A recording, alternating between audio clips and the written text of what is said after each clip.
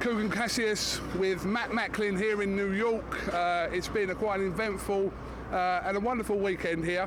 Matt, let's start with obviously Friday night. Fantastic scenes inside Madison Square Garden for the debut of Michael CONLAN.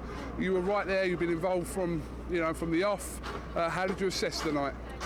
It was unreal. I mean, to think that was a professional debut. I mean, there's not many world title fights. I've been to many world title fights over the years, and for atmosphere and just hype and excitement, I don't think I've seen many world title fights to top that. I mean, it was just the fact that it was his pro debut. It's kind of ridiculous, It was that good. I mean, when the doors opened, the crowd, it went mental, and the ring walk. I mean, it took us about 20 minutes to get to the ring, or it felt like it did anyway. And he boxed well. You can be hypercritical. You got to take into account that it was his pro debut.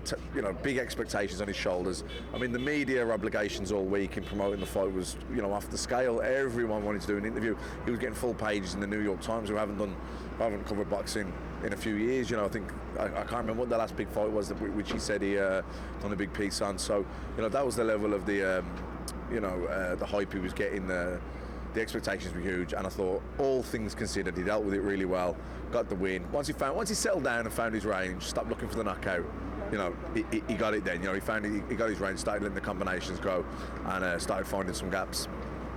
You've been very confident in what you've been saying, in fight week and all the way along, that you believe that Michael CONLAN will be the best fighter to ever come out of Ireland. It's quite a strong statement considering the fighters that have come out of Ireland, but state me your case about this.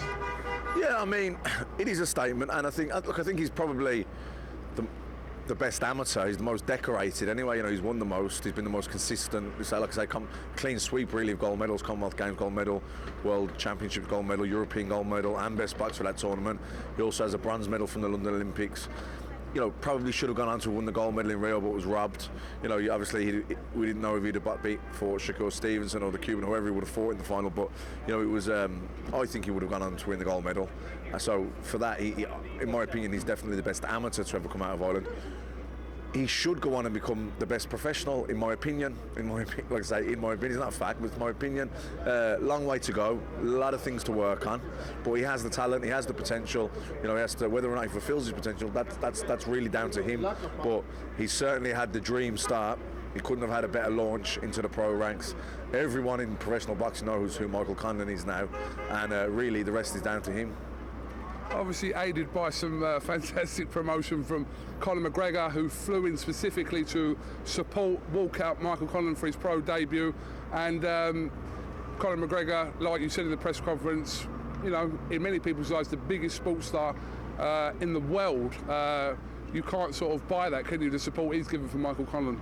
No, he's certainly the most flamboyant, isn't he? The most controversial, and he was brilliant that he came over, and like I say, he's in the MMA, UFC, but also a big boxing fan, and a huge boost for the promotion, huge boost for Michael that he came over and carried the flag in. Also, Niall Horan from One Direction was there, so again, it shows the crossover appeal that Michael has, and even guys like Sergei Kovalev were in attendance. So you consider that's your pro debut, your main event in Madison Square Garden on St Patrick's Day, and they're the kind of people that are coming to support you. It just shows you, how far you can, from a star quality point of view, how far you can go in the sport. I mean, I don't know if it's true, and I never saw him, but someone even said that Seamus MACKLIN was in the house. Famous Seamus. Yeah, Seamus was there as always. No, so we had all the stars in town. Absolutely. And obviously the following night we saw an interesting contest between Gennady Golovkin and Danny Jacobs, a fight that a lot of people were saying they felt that Danny Jacobs did enough to win. What's your opinion about it, and did we see signs of potentially or possibly Gennady Golovkin ageing? Possibly, I didn't think he performed well against Cal Brook, but I thought I'd put it down to Cal really rising to the occasion. His speed and movement giving Golovkin a bit of troubles, but I think also Golovkin was just looking for the one-punch knockout against the smaller guy, and didn't, was loading up, didn't really put his combinations together or get behind the jab like he used to. I thought last night Golovkin's jab was brilliant. Probably was the reason for winning the fight. I mean, everyone's divided in how they saw the fight. I don't think it was a bad decision. I thought Golovkin nicked it. I thought he'd come out and I thought he won the last round and probably won the fight. The knockdown probably swung it his way too. But don't get me wrong, if it was 115, 113 to Jacobs, I wouldn't have argued with that either. It was a close fight, but. Is he aging? Who knows? You know, maybe that's an injustice to Danny Jacobs. You know, Danny Jacobs, before he got knocked out by Pirog, was, you know, the most hyped middleweight prospect for a long time, coming through out of Golden Boy.